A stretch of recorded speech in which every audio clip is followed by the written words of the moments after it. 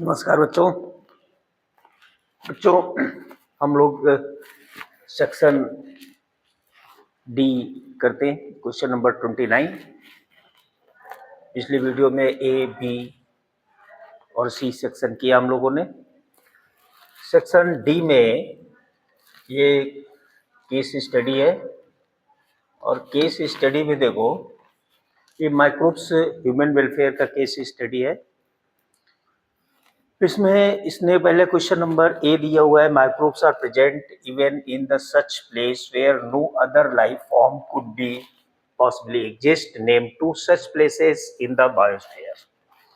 अब देखिए इसका answer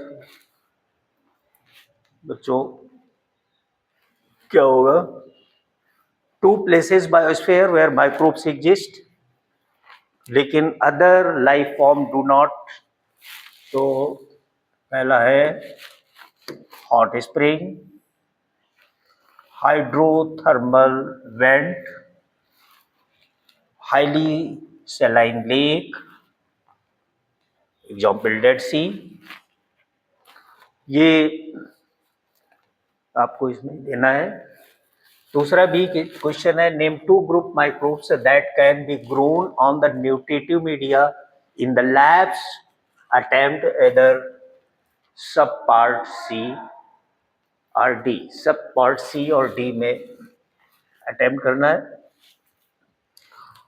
name to group, answer कौन होगा? बैक्टीरिया एंड फंजाई, जिनको आप न्यूट्रिटिव मीडिया में ग्रो कर सकते हो। ठीक, अब यहाँ पे ये जो दो इसका ये जो नोट है, इसका मतलब ये है कि इस सी और डी में से कोई एक करना है। पहले सी देखते हैं। Name the antibiotic that were extensively used to treat American soldiers won in world War II and mention its source. Name the scientist who proved its potential as an antibiotics. तो answer क्या है मालूम है? Penicillin. Source mould penicillium से, penicillium notatum या penicillium chrysogenum. इसको prove किया था potential Ernest Chain and Howard Florey ने। और दैट इज ये potential use 1940 powerful antibiotics in early 1940s, ये ध्यान रखना। अलेक्जेंडर फ्लेमिंग, जिन्होंने एंटीबायोटिक्स को डिस्कवर किया, उन्हीं के साथ ये भी ध्यान रखना क्वेश्चन पूछा जाता है। अर्नेस्ट चेन और हावर्ड फ्लोरी को, इनको दोनों को नोबेल प्राइज मिला था। नेक्स्ट क्वेश्चन है माइक्रोब्स, इसका D part. Microbes are also employed in the manufacture of alcohol beverage. बहुत इंपॉर्टेंट क्वेश्चन है अल्कोहल बेवरेज में। और पूछा क्या है कि with distillation and without distillation. गलत कर हुआ है क्वेश्चन।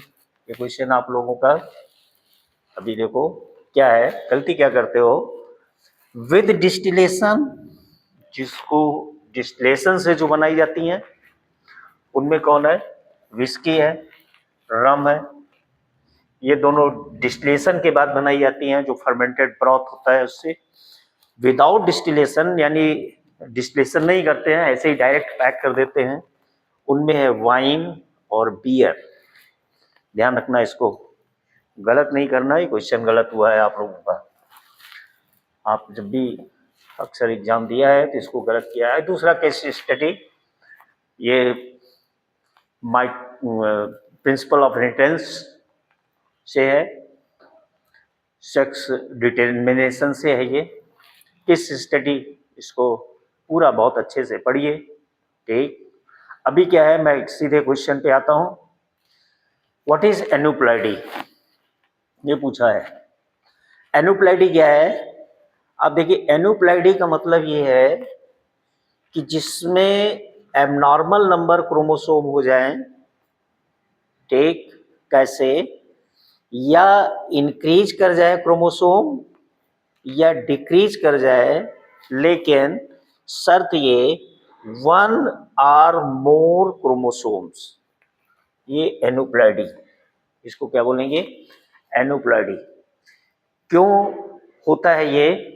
तो ये ध्यान रखना कि ये क्रोमोसोमल जब सेग्रीगेशन होता है तो उसका फेल्योर हो जाए, अगर जिसका फेल्योर हो जाए, क्रोमोसोम या क्रोमैटिड का फेल्योर हो जाए, इसी को कहते हैं मियोसिस के टाइम पर, या इसी को कहते हैं, इस फिनोमेना को कहते हैं non disjunction of the chromosome.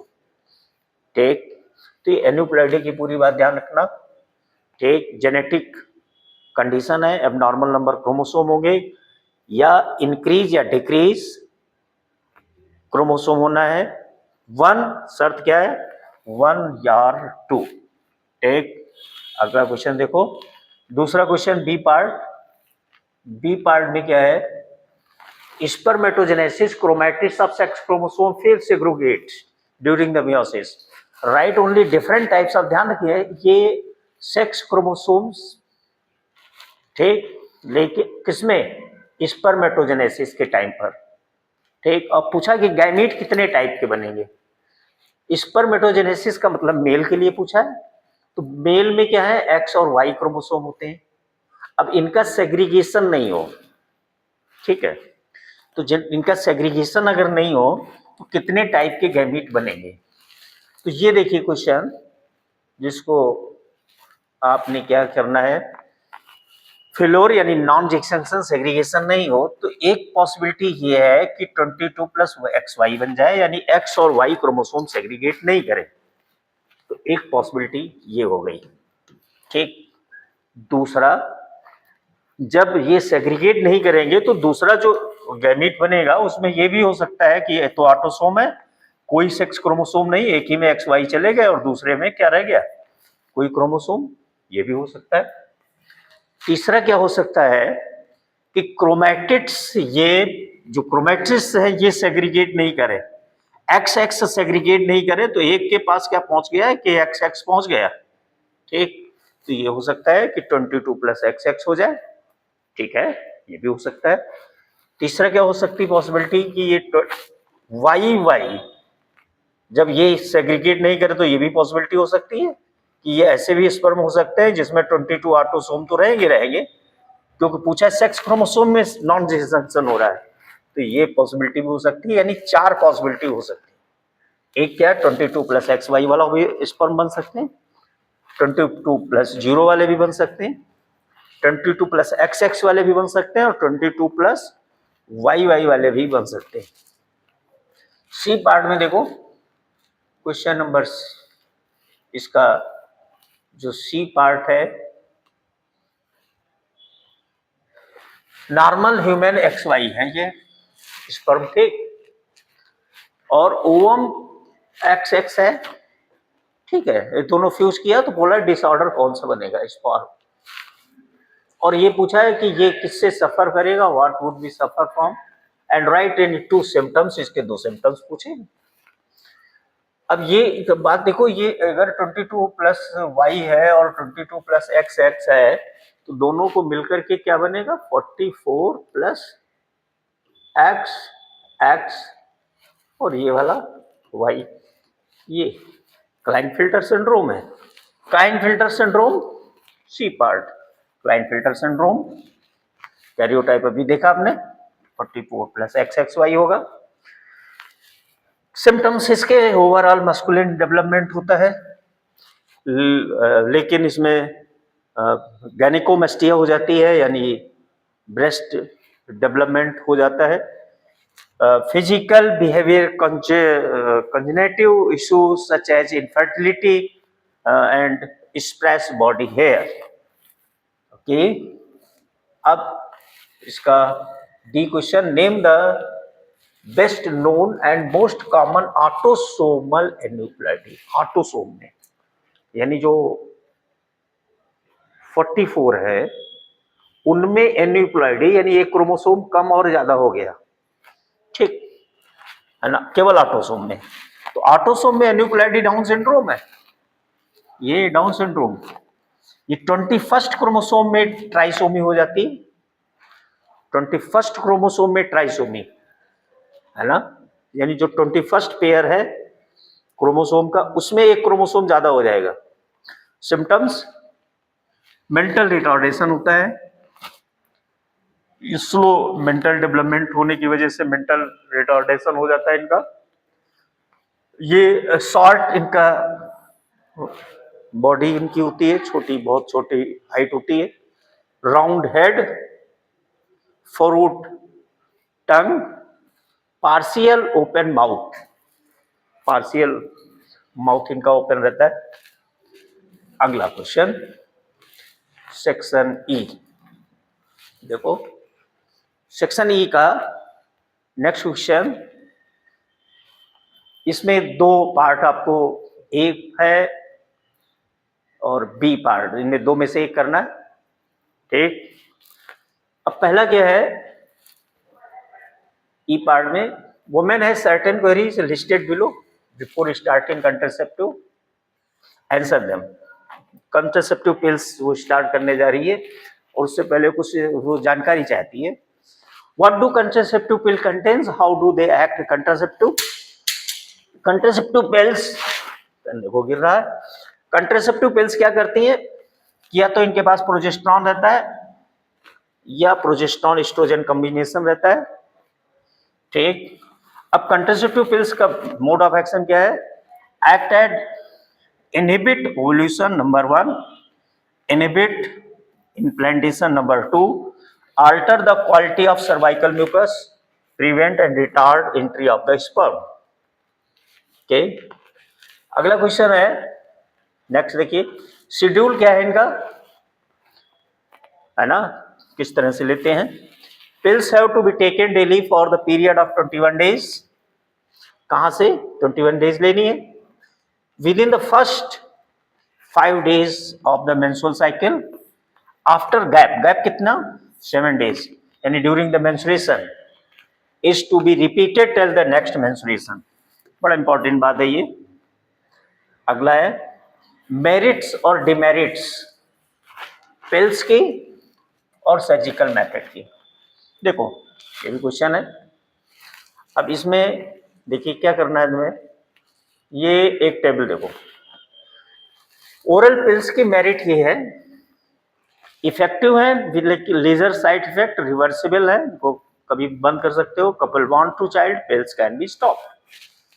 Demerit क्या है, डेली लेनी है, साइड इफेक्ट है, nausea, headache, does not protect STI, sexually transmitted infection, ये नहीं प्रिवेंट करेंगी। सर्जिकल मेथड, अब ट्यूबेक्टोमी या वैसेक्टोमी हुआ। मेरिट क्या है इसके, साइड इफेक्ट, मेरिट यह है 100% परमानेंट है, one time procedure, no daily maintenance. लेकिन इसकी डिमेरिट्स क्या है, इरिवर्सिबल, अगर ट्यूबेक्टोमी हो गई या वास डिफरेंसिया कट करके लाइगेट कर दी गई, ठीक, ट्यूबेक्टोमी फैलोपियन ट्यूब कट करके लाइगेट कर दी गई, तो फिर उसको फिर से नहीं, रिवर्सिबल, इरिवर्सिबल है ये। सर्जिकल रिस्क है इसमें इन्फेक्शन होने का। ये तो डिमेरिट्स और डिमेरिट्स दोनों को अच्छे से इनको एग्जाम में लिखना है।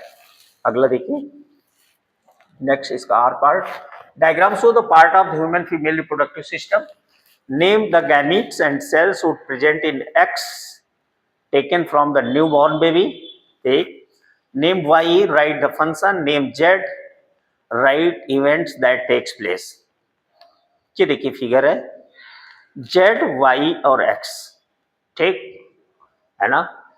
इसको पॉज करके देखो, ए में प्राइमरी oocyte, ए देखिए क्या बोला है, ये बोला है name the gamete cells that would be present in X, X मतलब ओवरी, ओवरी में कौन, प्राइमरी oocyte, ठीक। नेक्स्ट है, ओके, लेकिन एक्स कब लेना है, ये कौन सी ओवरी में, कब, न्यूबॉर्न बेबी, न्यूबॉर्न बेबी में तो प्राइमरी oocyte ही होंगे, है ना। सेकेंडरी oocyte तो जब प्यूबर्टी आएगी तब बनेंगे। Name the Z and write the function, name the Y, Y fimbriae है, they help the collection of ovum, को कलेक्ट करती हैं, फैलोपियन ट्यूब में after the ovulation. Z, Z है, जेड क्या है? एम्पुलरी स्टमक जंक्शन है, site for the fertilization. Okay, next question 32 देखो। 32 अटेम्प्ट ए और बी है ना। पहला क्या है? How and why charging of tRNA essential in the process of translation, state the function of ribosomes, catalyst in the translation, ठीक, explain the process inhibiting ribosomal unit mRNA during the protein synthesis, charging of tRNA, समझिए। ठीक, charging of tRNA देखो, ये पहला काम है जो activated amino acid, amino acids activated होना कैसे, किसकी प्रेजेंस में? एटीपी की प्रेजेंस में। फिर इसको, इस एक्टिवेटेड एमिनो एसिड को जो उसका कॉग्नेट टीआरएनए है उसके साथ अटैच होना, लिंक करना, इसको कहते हैं चार्जिंग ऑफ टीआरएनए, या इसी को कहते हैं एमिनो एसाइलेशन। ठीक, दूसरा देखो, state the function of ribosomes as a catalyst. ठीक, फंक्शन राइबोसोम्स, अच्छा ये जो एमिनो एसाइलेशन है ये क्यों है, नेसेसरी क्यों है? क्योंकि पेप्टाइड बॉन्ड बनने के लिए है ना एनर्जी चाहिए। तो जब एमिनो एसिड पास आएंगे तो ये जो एटीपी इसके साथ अटैच हुआ है ना, वही एनर्जी प्रोवाइड करेगा ना। देख रहे हैं, provide energy for the formation of peptide bond. Okay, गलत नहीं करना है। अगला बी पार्ट देखो, state the function of ribosomes as a catalyst translation में। ये 23 SRRNA राइबोसोम में कैटलिस्ट का काम करता है। किसमें? पेप्टाइड, बैक्टीरिया में, यानी बैक्टीरिया में जब एमिनो एसिड पेप्टाइड बॉन्ड बनने के लिए ये काम करते हैं। Process of binding of ribosome unit to mRNA during the, ध्यान रखना ये है, सबसे पहले स्मॉलर सब यूनिट एमआरएनए के साथ बाइंड करती है। ये एमआरएनए है, ये स्टार्ट कोडॉन है AUG। ठीक, इसके साथ सबसे पहले स्मॉलर यूनिट बाइंड करती है। उसके बाद इनिशिएटर टीआरएनए ये आकर के जो मिथियोनिन लेकर के ये बाइंड करता है। ठीक, उसके बाद अब नेक्स्ट थर्ड स्टेप में ये लार्ज यूनिट आकर के बाइंड करती है। समझ रहे हैं? अब उसके बाद जो लार्ज यूनिट बाइंड करने के बाद फिर ये जो पूरा कॉम्प्लेक्स बन गया है इसको बोलेंगे आप इनिशिएशन कॉम्प्लेक्स। अगला एमिनो एसिड यहां पे जो रेस्पेक्टिव ये एक्सेप्टर साइट है यहां पर आकर के अटैच करेगा। ये एमिनो एसिड पास आ गए और आपस में पेप्टाइड बॉन्ड बना लेंगे। Okay, next chromosomal theory of inheritance proposed by Sutton Boveri, which that experiment result the P presented by the Mendel। Question गलत होता है ये। Linkage and recombination as put forth T.S. Morgan based on his observation with Drosophila melanogaster experiment। देखिए, basis on which the Alfred Stewart explain gene mapping। देखिए, first A part, दोनों chromosomal theory of inheritance के दोनों ही जो chromosome और gene दोनों ही pair में रहते हैं। ठीक, डिप्लॉयड ऑर्गेनिज्म में। और जो जीन है, एलील है, जीन एलील यानी जो एलील्स ऑफ द जीन ये बोले आप। ठीक, ये कहां लोकेटेड होते हैं? Homologous site of the homologous chromosome. ठीक, सेकेंड, क्रोमोसोम जब सेग्रीगेट करते हैं, क्रोमोसोम जब अलग अलग होते हैं तो गैमीट दो जीन्स भी जो एलील होते हैं वो भी सेग्रीगेट कर जाते हैं। ठीक है, each pair transmitted to the gamete along with the chromosomes. Yani during the segregation, when chromosome segregates, alleles also segregate. Each pair of the homologous chromosome दोनों पेयर में से independent segregate होते हैं to each other. Alleles of the gene segregate independently. दोनों segregate होते हैं अगर वो दूर दूर है. ठीक है. अब देखो लिंकेज. लिंकेज क्या है? फिजिकल एसोसिएशन है gene present on a chromosome. The genes studied by the Morgan so linkage and did not segregate. Segregate नहीं होते. ठीक. तो फिर क्या होता है? इसलिए hence the dihybrid F two ratio जो है वो यहां पर 3:1 आता है ना. जबकि मेंडल के हिसाब से क्या आना चाहिए था? मेंडल के हिसाब से क्या आना चाहिए था? 9:3:1 आना चाहिए था. ओके. That Mendel experiment. ठीक. रिकॉम्बिनेशन क्या है? Term recombination refer to non parental gene combination. Non parental नया कॉम्बिनेशन बन जाए, पेरेंट्स की तरह से कॉम्बिनेशन नहीं, आप अलग जीन कॉम्बिनेशन बने. Even on the same chromosome some genes are tightly linked and so very low recombination. अगर टाइटली लिंक्ड है तो लो रिकॉम्बिनेशन, लेकिन अदर जो लूजली लिंक्ड है वो हाई रिकॉम्बिनेशन दिखाएंगे. ठीक. देखो भाई. हाँ भाई, अगला देखिए. अब मॉर्गन ने क्या किया? मॉर्गन ने कैसे देखा? जब उन्होंने व्हाइट आई और मिनिएचर विंग, स्मॉल विंग, ये 37% रिकॉम्बिनेशन दिखा. क्यों? क्योंकि जो W और M जीन हैं इनके बीच में ज्यादा डिस्टेंस है.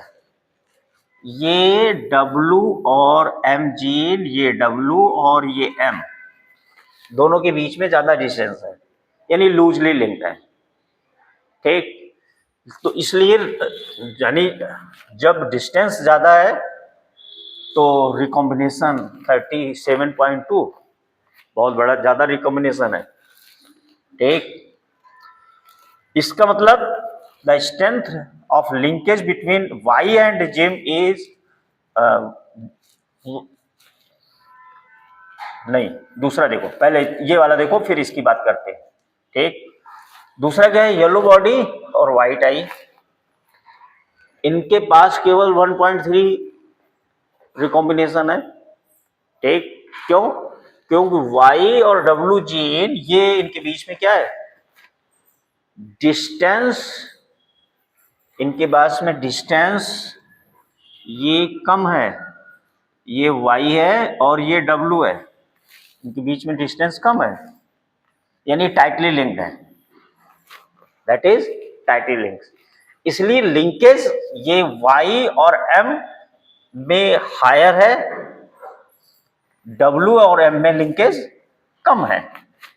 यानी डिस्टेंस जितनी कम होगी लिंकेज उतनी ज्यादा होगी, डिस्टेंस ज्यादा होगी तो लिंकेज कम होगी. स्टुअर्ट वेंट वाला देखो. इन्होंने फ्रीक्वेंसी ऑफ रिकॉम्बिनेशन, ठीक, जीन पेयर, सेम क्रोमोसोम्स, ये जो ये देखो एक बात समझिए, रिकॉम्बिनेशन की फ्रीक्वेंसी की वजह से ये इसके बीच की जो A, B, C जीन है इनके बीच की डिस्टेंस पता करके और इनकी पोजीशन पता करना, समझे, इसी को कहते हैं जीन मैप्ड ऑन क्रोमोसोम या gene mapping. Okay. Last question देखो. बायोरिएक्टर है. ठीक. बायोरिएक्टर का क्वेश्चन है, large scale production, economic reason, biotechnology process depend on efficiency of bioreactor. Answer the following questions with respect to given paragraph. List the operation guideline must be adhered to so as achieve the optimization of the bioreactor system. In list of 4 ठीक, mention the phase of the growth with refer to statement, optimisation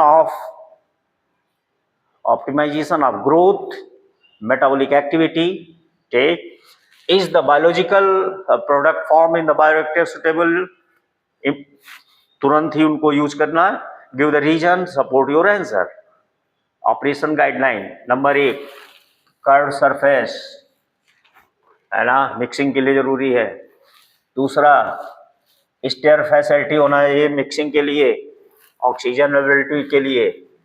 तीसरा, multi continuous culture system, use medium drain from the side, अगर fresh medium आपको continuous culture करना है तो एक तरफ से मीडियम को ड्रेन कर लो और दूसरी तरफ से मीडियम को ऐड करते रहो, ठीक। चौथा, जो भी रिएक्टर है उसके पास टेम्परेचर कंट्रोल हो, फॉर्म कंट्रोलर हो, पीएच कंट्रोलर हो, है ना, ऑक्सीजन डिलीवरी सिस्टम हो, ठीक। अब भी पार्ट देखो, कंटिन्यूअस अगर ऐड कर रहे हो तो ये कंटिन्यूअस एक्सपोनेंशियल फेज आएगी। व्हेन द सेल्स, पीछे का क्वेश्चन थोड़ा पीछे जाकर के देखिए, तो when the cells are their physiological most active, तो एक्सपोनेंशियल ग्रोथ आएगी। अगला पार्ट था, क्या इनको आप तुरंत बायोरिएक्टर से सुटेबल इंस्टेड ऑफ इमीडिएट भेज सकते हो? रीजन सपोर्ट नहीं, इमीडिएट नहीं, इमीडिएट नहीं, नहीं, क्यों?